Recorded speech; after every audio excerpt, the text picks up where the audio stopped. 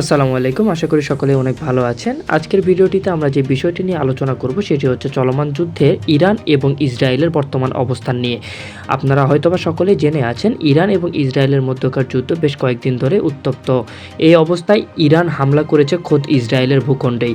একের পর এক মিসাইল হামলা করেছে ইরানের তারেফে এবং যদিও এসব মিসাইল হামলা প্রতিহত করেছে ইসরায়েলরা তার ক্ষেপণাস্ত্র এবং বিরতি স্থাপনা দিয়ে, কিন্তু এই হামলা গোটা মধ্যপ্রাচ্য জুড়ে তৈরি করেছে এক যুদ্ধাবস্থা।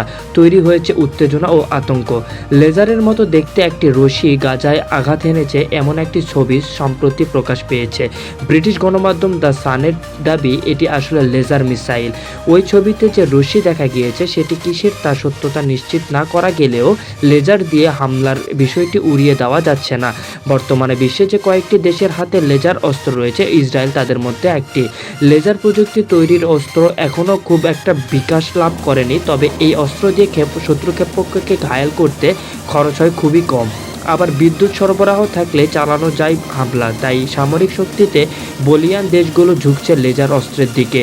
এর ধারাবাহিকতা বিশ্বের সবচাইতে শক্তিশালী লেজার অস্ত্র বানাতে কাজ শুরু করেছে যুক্তরাষ্ট্র। এজন্য জানা গেল গত বছর অস্ত্র নির্মাতা প্রতিষ্ঠান লকহিড মার্টিনের সঙ্গে একটি চুক্তি করেছে যুক্তরাষ্ট্র।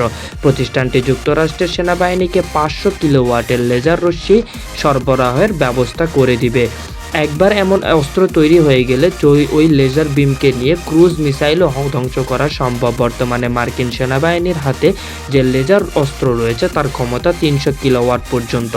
মার্কিন প্রেসিডেন্ট রোনাল্ড রিগানের সময়ে দেশটির সেনাবাহিনী রাসায়নিক লেজারের পরীক্ষা শুরু করে।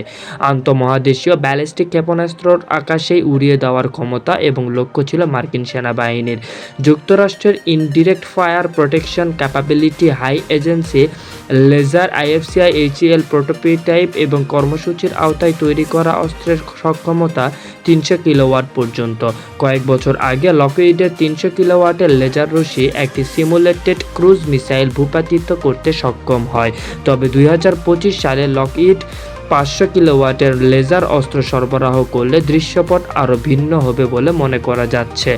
আকাশপথ থেকে এসে যে কোনো হুমকি মোকাবেলায় প্রচলিত ক্ষেপণাস্ত্র ব্যবস্থার মতোই লেজার ব্যবস্থা মোতায়েন করা হয়, কিন্তু ক্ষেপণাস্ত্র ব্যবস্থা ছেড়ে লেজার অস্ত্রের দিকে ঝুঁকে পড়ায় অন্যতম কারণ হচ্ছে এই প্রযুক্তির খরচ অনেক কম।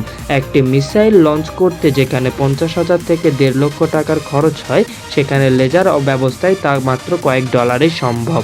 লেজার ব্যবস্থার আরও একটি বড় সুবিধা হচ্ছে নিরবিচ্ছিন্ন বিদ্যুৎ সরবরাহ থাকলে কখনো অ্যানিমেশনও শেষ হবে না। এই অস্ত্র ব্যবহারে একমাত্র খরচ হচ্ছে বিদ্যুৎ। কিন্তু এই এত কিছুর পরেও বৈজ্ঞানিক কল্পকাহিনীর মতো শক্তিশালী লেজার রশ্মি বানানোর অনেক দূরের বিষয়। বর্তমানে প্রচলিত প্রযুক্তির সাহায্যে সর্বোচ্চ কোনো একটি টার্গেট ছিদ্র করে সক্ষম করা হয় লেজার রশ্মি, তবে জ্বালানি এবং ওভাররেটেড রশ্মি আঘাত করলে ভিন্ন কথা। এই ছিল চলমান ইরান এবং ইসরায়েলের মধ্যকার যুদ্ধের অবস্থা। আশা করি নেক্সট ভিডিওতে আরও আপডেট জানাবো। ততক্ষণ সকলে ভালো থাকবেন, সুস্থ থাকবেন। আল্লাহ হাফেজ।